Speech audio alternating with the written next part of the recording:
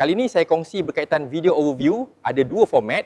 Yang anda akan tonton selepas ini adalah hasil format brief, ringkas dan padat. Okey, jom kita tengok ciri gambaran video dalam notebook LM. Apa benda ni sebenarnya? Bayangkan kalau nota-nota anda tu boleh terangkan diri sendiri. Ciri ni buat ia jadi kenyataan. Ia direka khas untuk bantu anda faham maklumat secara visual satu persatu. Jadi, ia tolong anda nampak gambaran besar dan susun idea anda dengan lebih kemas. Okey, bila nak buat satu, ada dua pilihan utama. Jom kita bezakan. Yang pertama, kita ada explainer.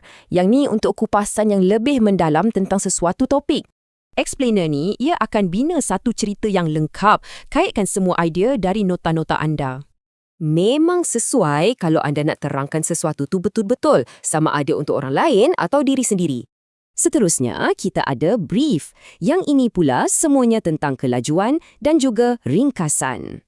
Ia akan terus tarik keluar poin-poin paling penting je dari sumber-sumber anda tu.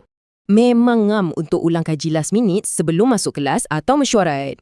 Jadi, persoalannya, anda perlukan kedalaman atau kelajuan? Penerangan penuh atau ringkasan pantas? Pilih explainer bila anda nak betul-betul faham kenapa dan macam mana sesuatu tu terjadi. Dan pilih brief bila ada cuma nak tahu apa poin utamanya. Sekarang juga.